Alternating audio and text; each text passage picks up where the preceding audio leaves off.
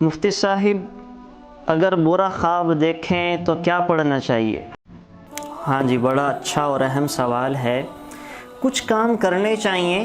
اگر کسی کو برا خواب نظر آئے، خواب میں ڈر جائے، یا خواب ایسا ہو کہ پریشان کرنے والا ہے، یا خواب ایسا ہے خوف میں مبتلا کر دینے والا ہے، تو 3 کام تو مسنون ہیں جو اس کو فی الفور کرنے چاہیے۔ 3 کام۔ ایک تو یہ ہے کہ رسول اللہ صلی اللہ علیہ وسلم نے فرمایا کہ انسان کروٹ بدل لے۔ آپ جس کروٹ پہ سو رہے ہیں آپ کروٹ بدل لیں، نمبر 1 کا۔ نمبر 2، بائیں طرف تھتکار دیں، یعنی آپ بائیں طرف کو ایسا کر دیں 3 دفعہ، اس کو تھتکارنا کہتے ہیں۔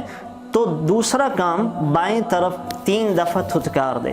اور نمبر 3، یہ دعا پڑھ لے، اعوذ باللہ من شر هذه الرؤیا، میں اس خواب کے برے اثر سے اللہ کی پناہ مانگتا ہوں یا مانگتی ہوں۔ یہ دعا پڑھ لیں، اعوذ باللہ من شر هذه الرؤیا، اے اللہ میں آپ سے اس خواب کے برے اثر کے واقع ہونے سے پناہ مانگتا ہوں۔ اس خواب کے اگر برے اثرات ہیں تو میں پناہ مانگتا ہوں۔ تو رسول اللہ صلی اللہ علیہ وسلم نے فرمایا کہ برا خواب اس کو نقصان نہیں پہنچا سکے گا۔ تو یہ کام ہر وہ آدمی جو برے خواب، منتشر خواب دیکھتا ہو، جس کو خواب دیکھ کر خوف پیدا ہوتا ہو، تو یہ 3 کام تو ضرور کرے کہ کروٹ بدل لے، نمبر 2 بائیں طرف 3 دفعہ تھتکار دے، نمبر 3 یہ دعا پڑھ لے، تو انشاءاللہ اللہ تعالیٰ اس کی حفاظت فرمائیں گے۔ ساتھ کچھ کام یہ ہے کہ برا خواب ذکر نہ کرے، علماء کو بتا دے، جو ماہر ہوتے ہیں، جو غلط خواب کی بھی صحیح تعبیر بتانے کا فن جانتے ہیں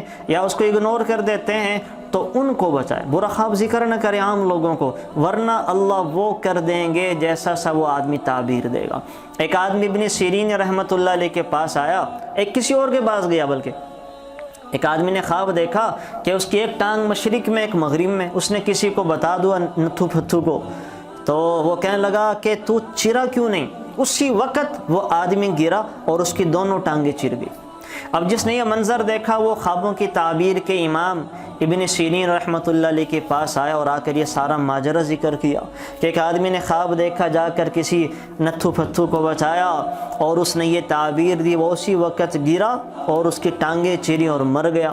تو ابن سیرین نے کہا کہ اس اللہ کے بندے نے یہ تعبیر کیوں نہیں دی کہ تو نے ایک ٹانگ مشرق میں ایک مغرب میں دیکھی، تو اللہ تجھے مشرق مغرب کا سفر کروائے گا، اللہ تجھے سیر کروائے گا۔ اگر وہ یہ تعبیر دیتا تو اللہ اس کو مشرق مغرب کا سفر کرواتے اور مقدر میں اس کی زندگی بھی بچ جاتی اگر مقدر میں ہوتا۔